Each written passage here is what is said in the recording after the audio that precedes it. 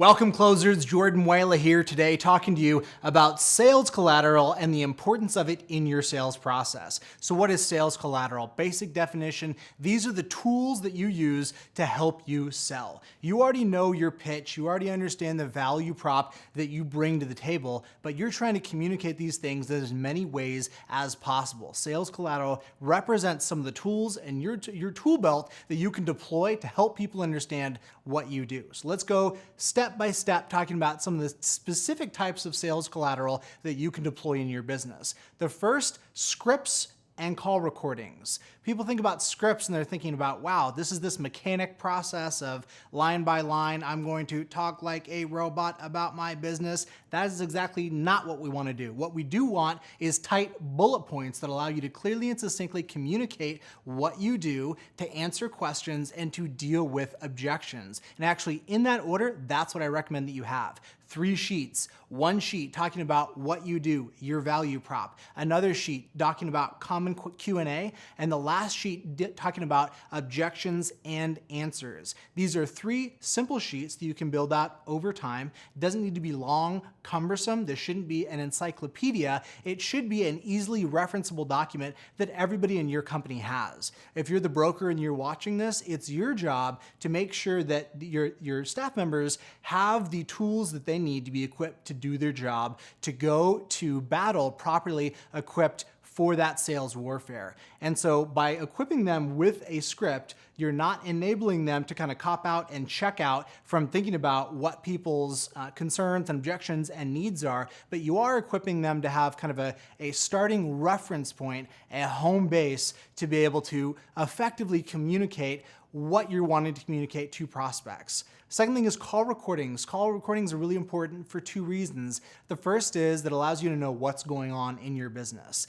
Whether or not it's you doing the calls or if you have somebody else making those calls, you need to audit what's happening. You don't have to listen to every call, but you should definitely spot check on a regular basis. That could be monthly, it could be quarterly. It keeps you in the game and engaged in what's happening in your business. Check in, listen to a couple calls. It'll give you a great quality barometer, even if you're the one doing the calls yourself. That self-analysis is hugely helpful. The other reason is that call recordings are the seed bed and the seed ground for long-term onboarding training of new hires. You're going to listen to these calls. You're going to hear some that are terrible. Great, collect them. That's what not to do. Classic examples. You're also going to have calls that go really, really well. Grab those, bottle those up. We're also going to hand those to new hires. The idea of taking a new hire by the hand, talking to them about what to do versus actually showing them real world first-hand examples, that's a very wide chasm between those 2 things. We want to go towards the latter and not the former.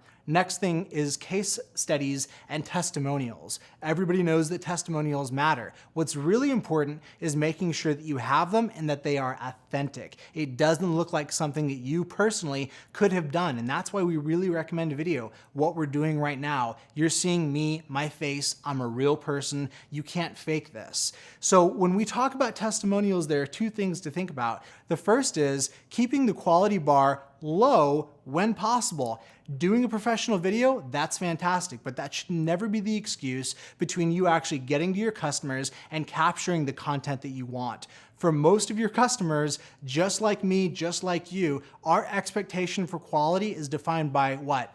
YouTube and cat videos. It's a low threshold. Don't think that you need to hire professionals. Whip out your cell phone, make sure that the person that you're interviewing is actually pleased and happy with your service. Get some of those testimonials done. Start small, build your way up over time. Now the case study is a little bit more advanced. The case study is moving from an informal testimonial to trying to quantify what was being said and actually express it in terms of dollars and cents and ROI. Sometimes a case study can be a little bit softer than that. There could be an emotional hook, but most of the time the case study is going to get a little bit more in depth, talk a little bit more about the actual finances and the monetary gains that have been experienced by your clients. A case study could be packaged up as a PDF. Now, when we talk about these PDFs, we talk about these videos, each of these are actual assets that you can use to send out to people as a part of the reason that you provide for staying in touch and communicating with your clients. When we talk about that follow-up plan, that follow-up process, you have to have permission to follow up, and furthermore, you have to have interesting things to say. These are interesting things to say that justify you actually initiating the conversation.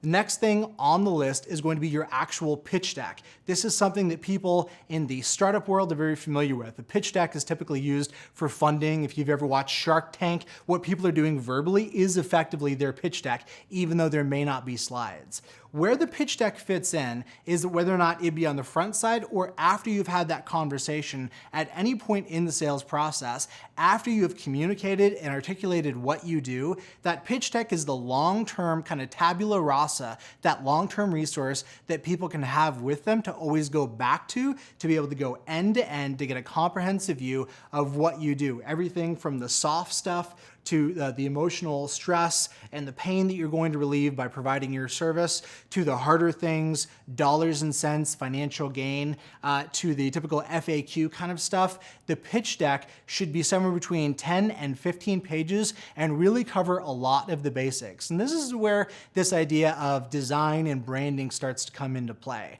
We could have a much longer conversation about branding, but any kind of a PDF type resource that's a long-term representation of what you do, it's going to be archived. It's going to last. It's not going to go anywhere. It could be 2 years from now, somebody is going back to reference that document. We want to make sure that we do a little bit of investment in the branding, the graphics, the quality of that. Certainly the copy and the writing, 100%. But this is one of those areas where you can invest in this resource and you're going to leverage and glean from that over the long haul. Past the pitch deck, we want to talk about some of the actual smaller graphics. Graphics are huge. They're engaging. Most consumers today have the attention span of a flea on crack. We want to recognize that, and we want to make sure that we're actually providing interesting things that would otherwise be very, very boring. And most of the things that we can say about your business, my business, most businesses, if they're just commodified, sterilized information, they're fundamentally pretty boring. So we want to dress it up. We want to make it more interesting. Graphics can help you do that. This could be everything from your rent collection process to your eviction process, various processes in your business. When they are visually expressed and they are visually dressed up, this could be an infographic, it could be a flowchart, can take it from boring kind of TLDR to actually something that people can actually engage with. There's a lot of examples. Renter's Warehouse is a company that does this pretty well. So the question here is, can you find a designer in your town that can help you take an otherwise boring process, repackage it in a way that people will actually be engaged with it? If so, you will stand out. One of the last points is your presentation folder. When you actually go live to the meeting in person, the presentation folder is the branded asset. This is ideally not that manila folder. This is that colorized folder with your brand logo on it, with everything else that we've talked about packaged inside of it that you hand people that feels substantive, weighty, prepared. It feels like a document that matters because you matter. And when you hand it to people, you're leaving a long-term impression, even if they don't even read all the way through it. What they know is this is a real company that brings real value and expresses that through real sales collateral. It's kind of that unspoken, unstated expression that everybody gets even if you don't analyze. We make these snap judgments about all kinds of companies through a matter of seconds. It could be a website that you go to. I don't know about you, but for me, when I go to a website, it's 1-2 seconds at most before I've made a very guttural, deep level value judgment about this brand. Is it legit? Is it not? Is it new? Is it old? Are they coming up? Are they trendy? Or are they behind the times? We make these snap judgments, and that's a part of what you're feeding into. So part of it is substantive, weighty content. Part of it is kind of that brand design component. And what we want to make sure through all of these things is that we are establishing that you are a brand and not a commodity. The last thing you want to be is a commodity, right? The question is, are you toilet paper or are you Charmin? Are you peanuts or are you Planters? We always want to lean towards having a brand experience that allows people to project trust, and from that to get one step closer to actually getting a deal closed. That's my comment to you today on sales collateral. Get on it. Don't get overwhelmed. Pick one point, go deep on it. Start tomorrow. Thanks for watching.